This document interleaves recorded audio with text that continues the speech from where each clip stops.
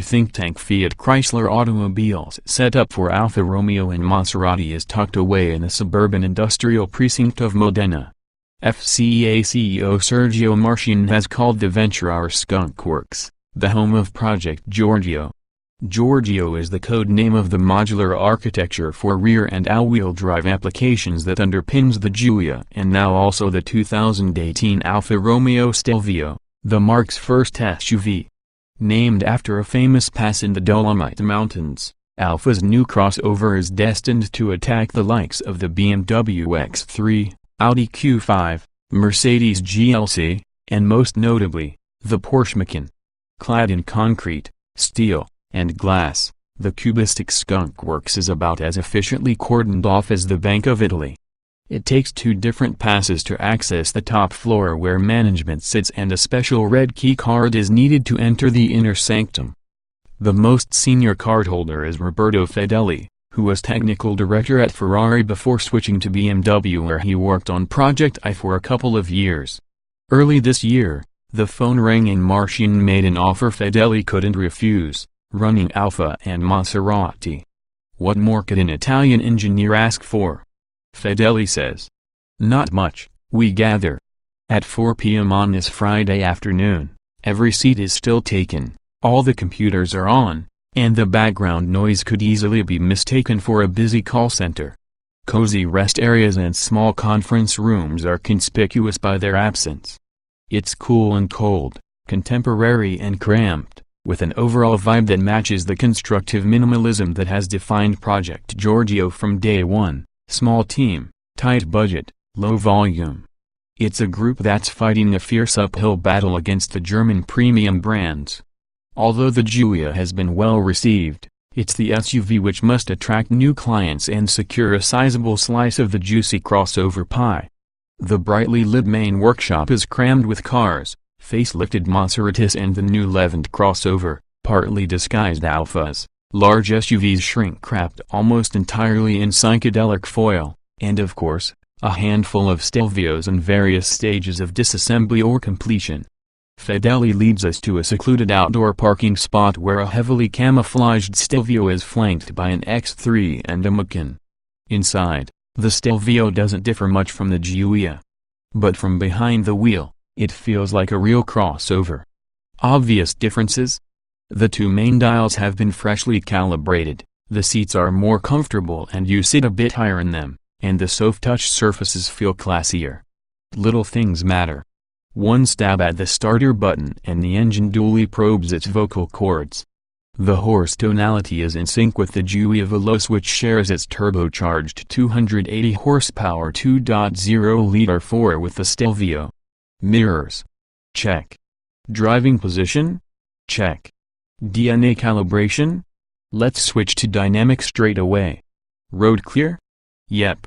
So off we go, merging smoothly with rusher traffic, heading toward Modena's hinterlands. Nobody seems to take notice of our spotted and swirly Tipo, which feels eager and agile even though the 8-speed automatic is still stuck in third, waiting for a gap that never comes. It's a compellingly competent transmission. In dynamic mode, gears are whipped through the gate in time warp 150 millisecond stints, according to Alfa, which is faster than some dual clutch boxes. Rear-wheel drive isn't an option. Apparently, that's what the market wants, and it certainly keeps complexity at bay. Flicking through the DNA menu reveals distinctly different characteristics from relaxed and comfy to taut and energetic. The drivetrain blends riveting low-gear punch with strong high-gear urge, and the transition between these worlds is remarkably seamless. The Stelvio would drive circles round the soon-to-replaced X3, is a more emotional piece of kit than the nicely balanced Q5, and feels a bit more refined than Jaguar's Pace. But the Macan is a tough nut to crack. Dynamically, the Alfa comes close, in terms of ride comfort. Even the Stelvio's optional Bigfoot 19-inch wheel tire package is more spine-friendly than the corresponding Macan footwear. Value for money is another strong point. The Veloce is expected to undercut the X3 by 20% and the Elan QV is said to cost 15% less than the Macan Turbo. In the high-tech department, however, the Italian contender falls short of its German rivals.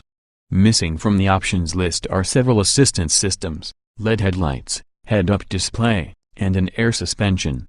But who else offers Rosso competition in an executive car park dominated by depressing black, snore white, and yawn gray? Although the Stelvio exceeds the Giulia by about 1.5 inch in length and just south of 8 inches in height, the taller silhouette has no obvious negative side effects on ride, handling, road holding, and performance. Unlike the Levant, Stelvio is fitted with an electrically assisted steering which feels more precise and communicative. Even in combination with the biggest available tires, the adjustable shock absorbers strike a fine balance between grip and absorption. The standard Brembo brakes operate with a reassuring reverse thrust effect. The even more potent carbon ceramic rotors are exclusive to the QV. Handling? Our high-force experiments were restricted to a couple of 3-lane roundabouts, but it was enough to get a sense of the Stelvio's impressive grip and traction, which is further augmented by subtle torque vectoring interaction. This is a very well-balanced crossover, sinewy and sublime in the way it talks you through the action. Alfa has yet to release weights and performance data, but with a chassis and hang-on panels made of aluminum and a carbon fiber prop shaft, not even the QV should tip the scales at more than 3,850 pounds, roughly 400 pounds less than the Macan Turbo. Like the Giulia, the Stelvio will come with 2.2-liter diesel variants we won't see in the US. The 2.0-liter gas units are rated at 200 horsepower in the aforementioned 280 horsepower, 306 lb-ft tuned, the only version we get here. The linea topper is the Quadrifoglio with its 505 horsepower, 2.9-liter twin-turbo V6 developed with a little help from Ferrari. The obvious gap between the 280 horsepower 4 and the 505 horsepower 6 will likely be plugged by a less extreme V6 before long. Fedeli readily admits alternative drivetrain solutions in the making. But it's still much too early for an all-electric Alfa Romeo, he says. The capacity of the Cassino Plant, which currently runs at 1,260 units per day, will be further increased as soon as demand picks up. Come 2018, a larger, still nameless SUV is going to share the assembly line with the Stelvio. Codenamed 964, it targets Q7, X5, and GLE, to name only the key contenders. If these two crossovers perform as well in the marketplace as they should, they are bound to earn the money Alfa needs to kickstart a bigger sedan, a sports car or two, and the Giulia replacement. According to the large digital floor plan layout displayed in the foyer, we can also expect at least 2 more high-end surprise newcomers from Fedeli's Skunk Works. We can't wait to see what else Project Giorgio has in store. Show more.